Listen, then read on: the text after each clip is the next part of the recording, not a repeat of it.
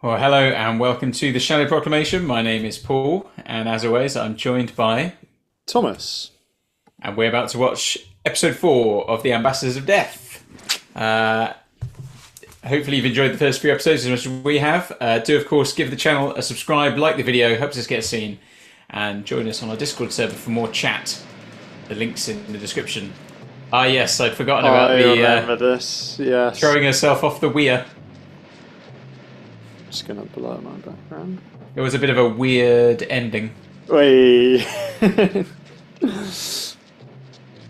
that guy's the funniest, and then he just continues to hang there. Whoa. The So what's Ambassadors going to happen? of Death. Yeah, I quite like having the a bit like that, you know, with a little gap. I think there was some talk of them doing fully cold openings, but the BBC said it's not what they do. Oh, okay. Ooh.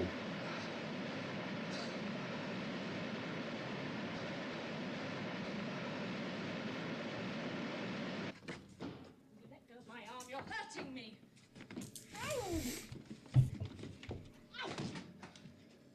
I've brought you some company.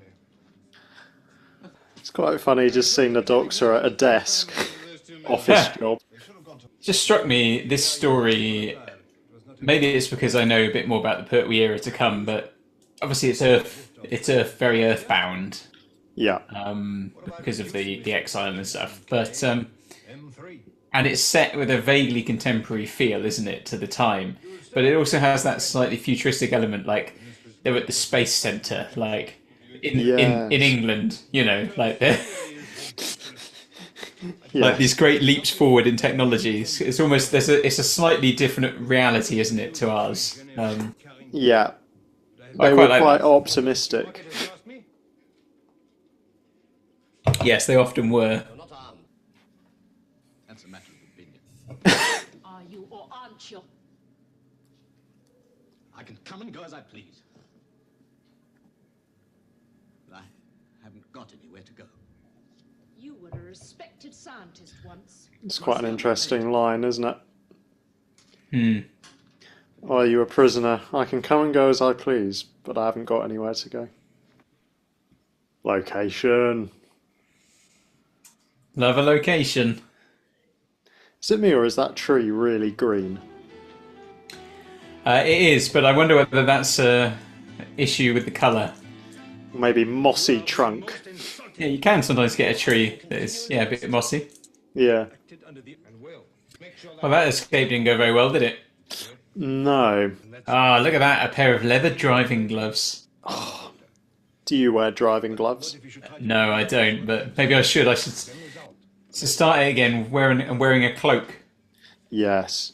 I said before about cloaks. So maybe I'll start wearing a cape and a cloak or and then some leather driving gloves. How do you get a baby to go to sleep in space? I can also withstand Rocket. considerably more force than most. Even though Yeah. I can say so.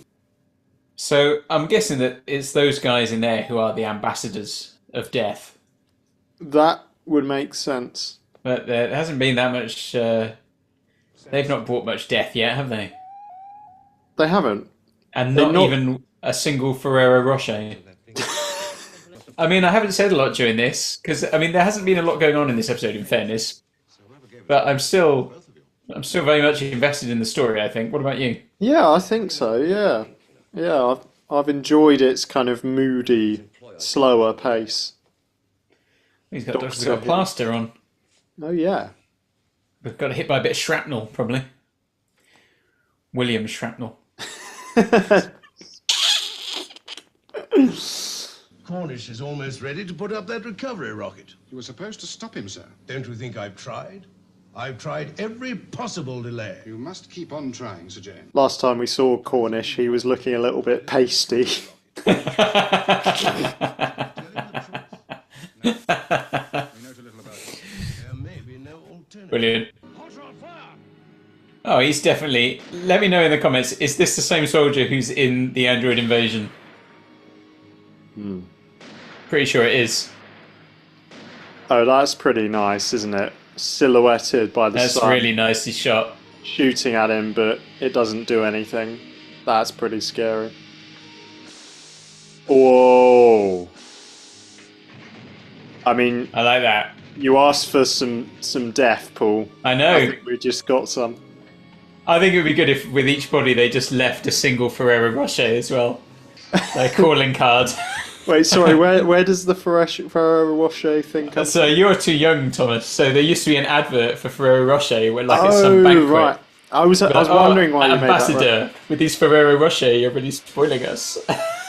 I thought. Oh, look at that! Oh, that was awesome. It's like Batman. Pow! Biff! Kapow! Yeah. Because I thought you were making... Because you've made a pun before on, like, Ferrari. They were causing a Ferrari. Ferrari Oh, really? Rocher. Oh, yes. Yeah. So... Oh, nice. Look at this. I don't mind that little effect on the screen. Yeah, that was actually quite a confronting scene, wasn't it? Like, they haven't really done anything up to this point, and then suddenly just unleashed. I think the Doctor might have been drinking because he's absolutely plastered. Have you seen that Michael McIntyre stand-up? Where you can use any word Oh, yeah. for drunk. Absolutely gazeboed. Yeah. Totally gazeboed. I used to say that all the time. I'll tell you what, in this era of Doctor Who, and classic Who in general, they weren't afraid of killing lots of people. Yeah. The modern era does hide it away a little bit sometimes. Yeah. Look at it, he's even killing a cabinet. Yeah. Oh, sugar. Is this a cliffhanger coming up? Yeah, I think so. It's gotta be. What? That's quite good. nicely done. That's very good. Nicely done. Nicely done. The old hands of death, handbassadors of death. Well, I really like that actually. I think for me the highlight was just that sudden release. We've been building and building, like, who are these characters, and suddenly now they're out. It's just carnage. And so I like that the story held off for that long, and then now we're kind of feeling the impact, and like, oh flip, yeah, these guys are really scary. Like when it touched the barrier and it sent this kind of flame along and killed the guy. And then they were just touching people, and they were just red splats like appearing across the screen. Yeah. Yeah, I thought that was brilliant, actually. Yeah. What about you? Yeah, same. I think it really picked up in those last few minutes, and it's not an issue for me that, as I said, the rest of it didn't feel like a lot was going on. It's a slow burn, but I like the build because it doesn't feel rushed, but it doesn't feel slow either to me. It doesn't feel like it's dragging its feet. We're just gradually moving towards, letting the story unfold. And as I said, when are we going to see these ambassadors bring some death? And then actually, here they are. Yeah. Yeah, and actually that shot, like you said, the lovely shot of the astronaut walking down the road towards the unit guard post with the sun behind it, silhouetted, and then coming up to the barrier and sending the kind of the shock along it, and then I think that's a great moment there. Yeah. Looks really good. Finally ramps up the stakes a little bit. What's clever about it is those barriers are just inherently scary, aren't they? Like, have you ever, when you're at a multi-story car park and it just doesn't open, that is a nightmare. It's like that Mr. Bean episode when he can't get out of the car park. Yeah. Tell me you've seen Mr. Bean. Oh, I've seen the films. I haven't seen the episodes. Oh, bloody hell. I know. Oh. But we went to see a film at the cinema, and the car, because it was a long film, it was June 2. We'd outstayed our 2nd of June, limit. was it? That's how most people normally say it. He's on fire. It was July, actually. No, it was like a month ago. But yeah, I've lost my train of thought. Yeah, I don't know. We weren't talking about trains. Car park. So we the film was so long that we overstayed our time in the car park. Oh, right, yeah. But as we were trying to leave, we put the ticket in the slot and the barrier wouldn't open. So my mate who was driving was like, you're going to have to top up the ticket. So there were cars stacking up behind us. I get out, I sprint up the stairs to the machine, pop the ticket back in, top it up, run back down. But yeah, there is those barriers.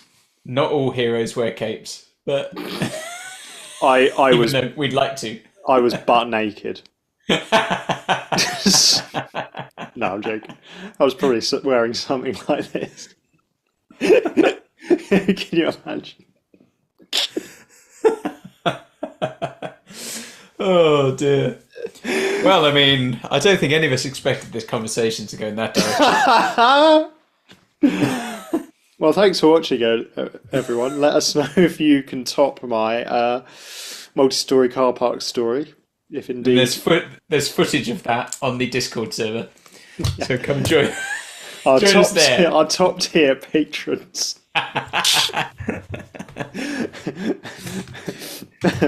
Yeah, oh, top tier patrons can view that, and we can also receive a single for a Russia in the post. That's a special gift. We have to flatten it so it will fit in the small envelope. Flipping British postal service. Like, that's the thing. If you wrapped a Ferrero Rocher, it wouldn't count as a small letter because it wouldn't fit through the. That's very true. Yeah, you'd have to crush it down, seal it up with sellotape, make sure it didn't get out. This is one of the most bizarre tangents we've ever been on. How doth one post a Ferrero Rocher in England? Let us know in the comments. You'd only just about fit the stamp on it. Anyway, thanks for watching, everyone. Well, actually, no, they're already wrapped, aren't they? That's true, but you'd need to wrap it in something else, surely. There's part of me that just really wants to try that now. Like, I'd probably courier it if I'm honest. I'd get someone to collect it from the house. Yeah, DPD, like they come round and I'll just like, there you go. Signed for delivery.